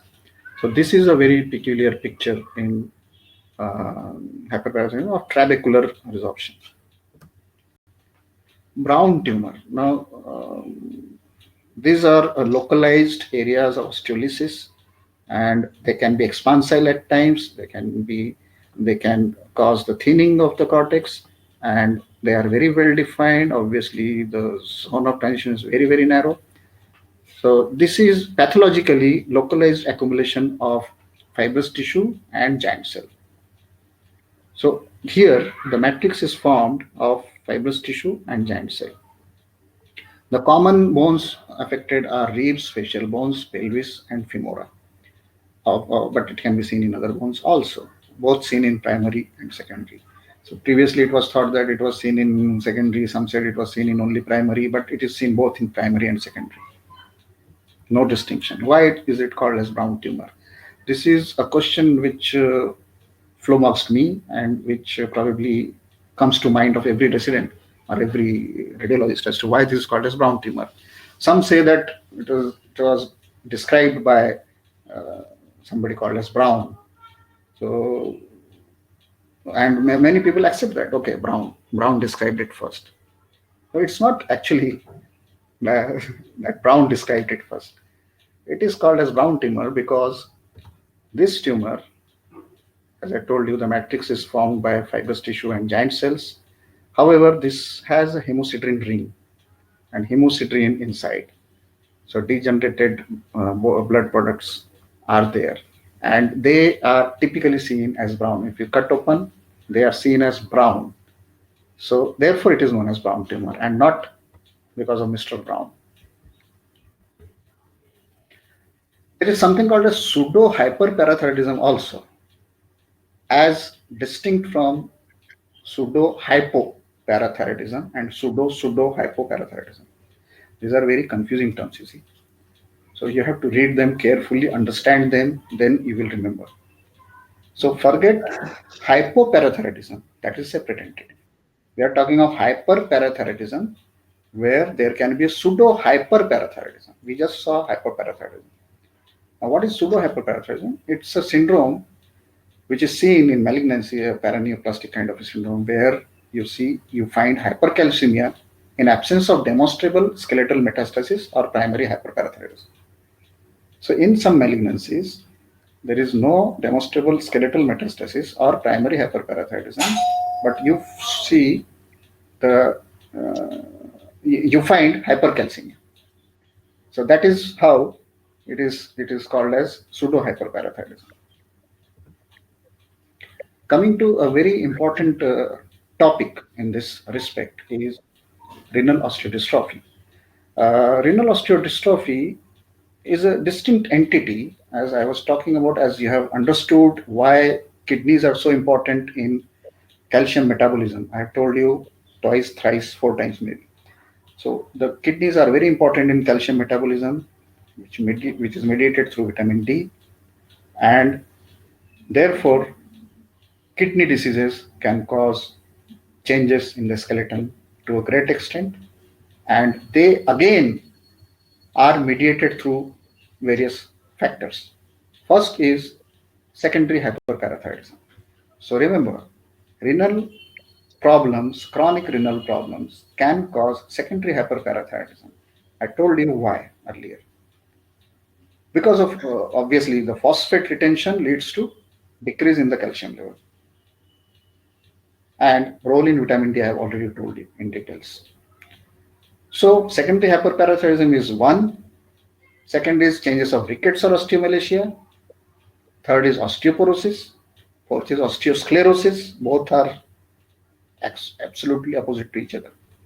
So osteoporosis, osteosclerosis, soft tissue calcification, and at times there can be a miscellaneous lesions like gout, secondary gout. Renal osteodystrophy, there can be hyperuricemic state. So uric acid may be more in renal osteodystrophy, which can give rise to secondary gout and typical gout-like picture. So remember, renal osteodystrophy causes secondary hyperparathyroidism. So all the changes of hyperparathyroidism, which we described just now, you will see. It will cause rickets or osteomalacia depending upon the age. If it is a child, it will cause rickets, which we have seen in detail when I talked to you about on metabolic bone disorders. So in childhood, it will cause rickets. In adulthood, it will cause osteomalacia with all the features. Osteosclerosis. Now, I am not talking of osteoporosis right now. Osteoporosis or osteopenia, as it is, you will see in hyperparathyroidism, as it is, you will see in rickets or osteomalacia. So that's no big deal. Osteosclerosis. Why osteosclerosis is seen? There are different theories for why osteosclerosis is seen in renal osteodystrophy. Some say that as a feedback mechanism, calcitonin is secreted from the thyroid, and this calcitonin causes osteosclerosis. Some say it is just idiopathic. Soft tissue calcification obviously will occur because there is hypercalcemia. So this is a kind of pathological calcification. Pathological calcification are of broadly two types, you know that. See, calcification in soft tissue can be of two types, physiological and pathological.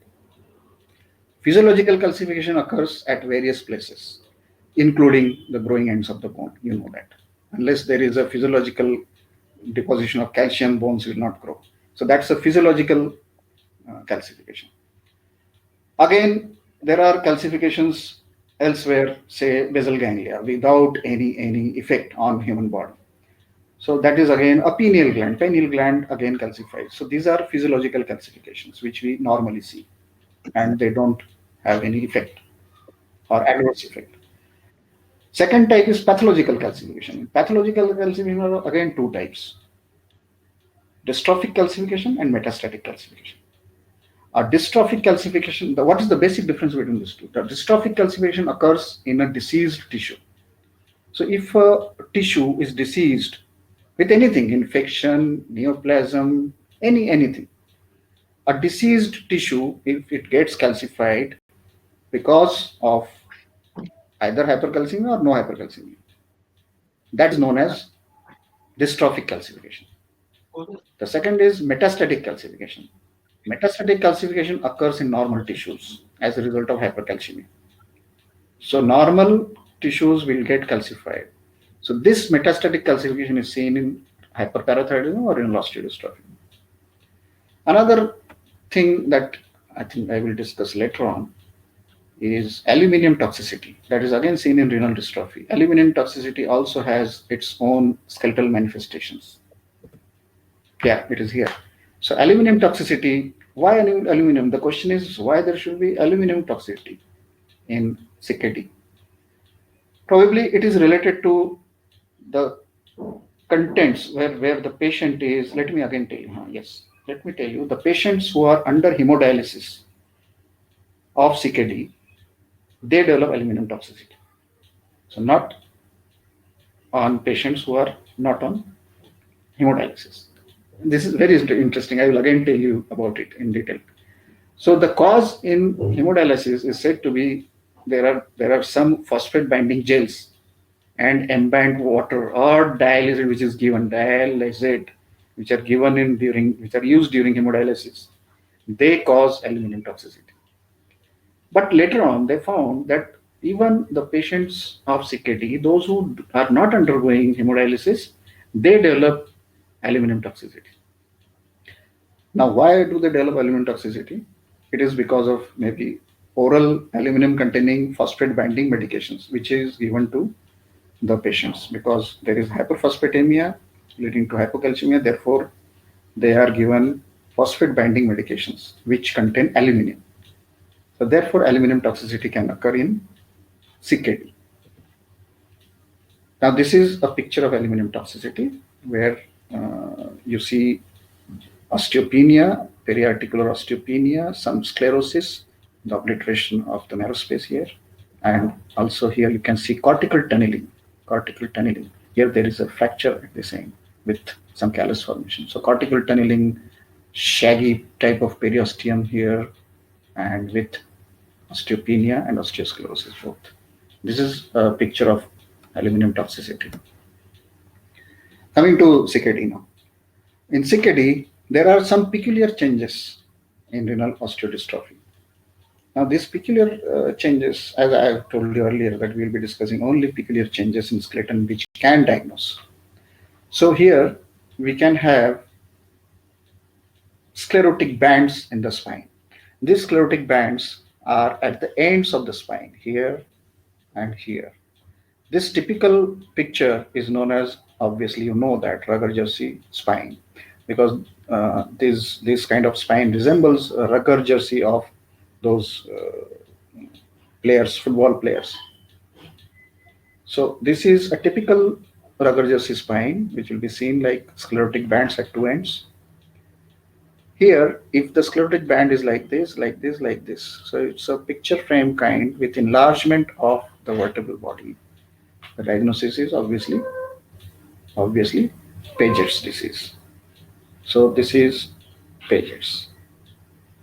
Now here, this is osteoporosis, where you see biconcave vertebra and also you see some sclerosis at the end plates. So osteoporosis, end plate, I'm talking of end plate sclerosis or near end plate or near the ends. So typical Ruger jersey in CKD, picture frame kind of vertebra in Paget's disease and osteoporosis. This is a picture of Ruger jersey spine, typical sclerotic areas near the end plates, and the midpoint or the mid region of the vertebra is maybe normal or maybe a little more porotic. So this is typical Ruger jersey spine. There is another condition which was earlier called as reverse Ruger jersey spine. Reverse Ruger jersey spine is when you have a central band of density and the ends are not dense. So central band of density was called as reverse Ruger jersey spine. I don't remember reading about it in recent years. I tried to find out in recent literature about the reverse Ruger jersey or inverse Ruger jersey, but I have not been able to find it. There was a peculiar congenital disorder which caused reverse Ruger jersey spine. Try to find out if you can. I can't find out in recent literature.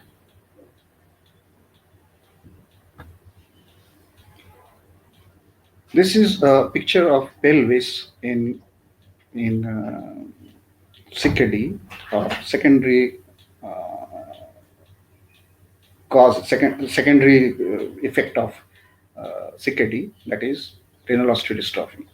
Here the bones are hardly seen. You see, hardly the bones are seen. They are so osteopenic, and the acetabuli are projecting inside. They are projecting, so protrusio acetabuli are there. This is a picture of osteomalacia caused in because of CKD in renal osteodystrophy. So osteomalacia and rickets both can be seen.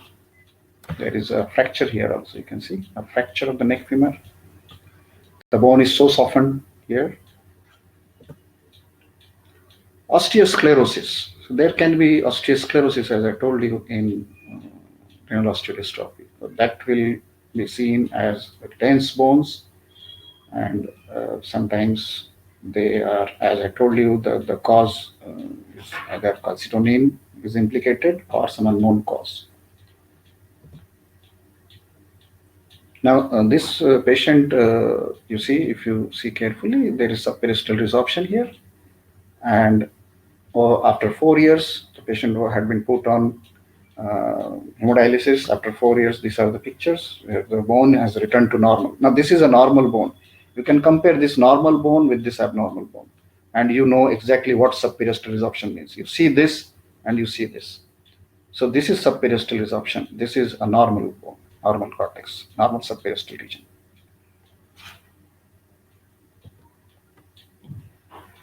Okay, so that was all about hyperparathyroidism and renal osteodystrophy. Two very important topics which may be asked in theory, may be asked in practical exams. And if you know the basics as to why they happen, you will be better able to tell the difference, the changes in the skeleton. Hypoparathyroidism is when there is definitely less of parathyroid hormone, and it can be caused by either excision during surgery or trauma during surgery.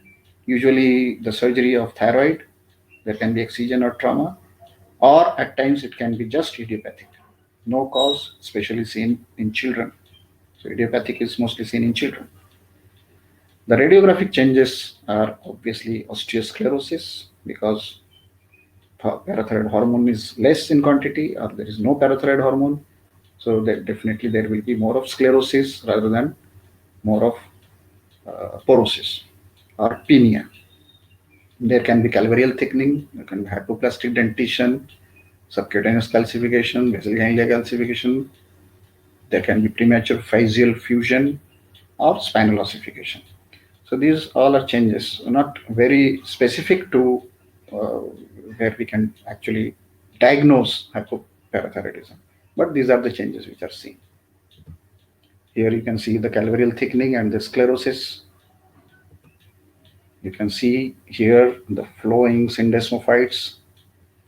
These are the syndesmophytes and sclerosis in the anterior vertebral region. So these are the changes, not very specific as I told you. Here also you see sclerosis of the long bone and with some soft tissue calcification. This is a hypoparathyroidism. Coming to pseudo hypoparathyroidism. Now, pseudo hypoparathyroidism is a heritable disorder. However, it has some common features with hypoparathyroidism. Now, these common features are hypocalcemia, hyperphosphatemia, soft tissue calcification, etc. And the uncommon features which are not seen in hypoparathyroidism: short stature, obesity, round face, and brachydactyly. These patients often seek medical attention for tetany because of hypocalcemia. So patient develops classical tetany. You see, classical tetany is carpopedal spasm. So that is how they present, and that is actually an emergency. If you don't treat the calcium level, if you don't inject calcium immediately, the patient may land in convulsions and coma and death. So they present with that. Pseudo hypoparathyroidism is where normocalcemic form of PHP is there, pseudo hypoparathyroidism is there, which is the blood calcium level is normal. That is the difference. However, these are all heritable disorders, and this has been grouped under both of these diseases, pseudo and pseudo, have been grouped together under Albright's hereditary osteodystrophy. So these are two differences. These are the important differences between pseudo. Here, as I was talking about the brachydactyly. So here you see all the metacarpals are short. However, this is shorter than the rest, and there is something called as metacarpal sign. Now, metacarpal sign means when there is a normal metacarpals. If you join the line joining the top ends of the fourth and fifth metacarpals,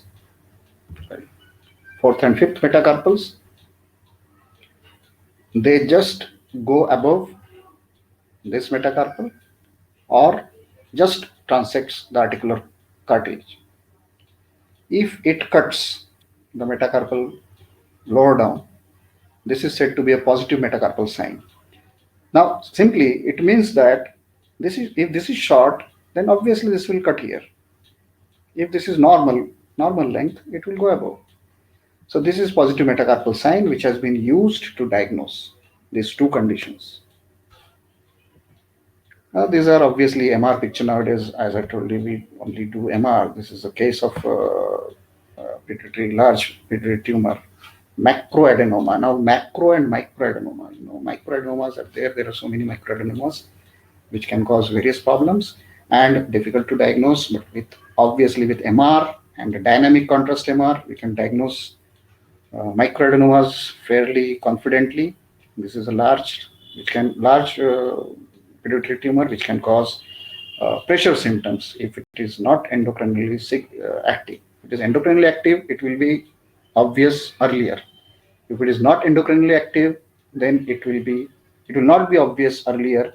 It will be obvious later with pressure symptoms over the optic chiasma and other structures. Thank you very much for your patient hearing. Thank you, sir, for the beautiful demonstration of the important endocrine disorders. I think somewhere or the other the students would get them in theory or practical examinations. So there are a couple of questions. Um, what is the imaging difference in between primary and secondary hyperparathyroidism?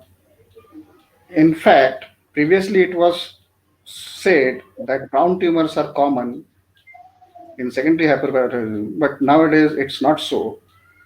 There is not much of a difference between primary and secondary hyperparathyroidism, the skeletal manifestations. So that is the current concept. So you have to see if there is any cause. The most common cause is of course CKD. So if it is CKD, then or there is malabsorption syndrome, chronic malabsorption, then it is secondary hyperparathyroidism. If it Right. is not, then it is primary. Right, sir. Another question is how to differentiate between rugger jersey spine and sandwich vertebra. Sandwich vertebra is a name given to probably the same thing, sandwich vertebra, where maybe as I was talking about the central density and peripheral lucency. Right. So this can be seen in there is various differential lines like osteopetrosis. You can see similar picture in either rugger jersey or the sandwich vertebra. You can see in osteopetrosis also. So these are the typical differential diagnosis of a sandwich vertebra or rugger jersey spine. Right. Sir, one more question is why there is specifically radial resorption in hyperparathyroidism. Now that is not known definitely. Right. That is somehow not known, but this is the observation in large studies, and thousands of cases have been studied till now. Well, that is the observation.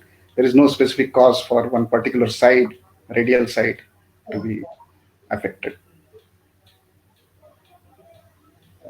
Right, sir. I don't see more questions now. Thank you, sir, for your Thank you, Krishna. support as usual, and we would love to see uh, more often. And we will continue this web series on next week also with My new pleasure. topics.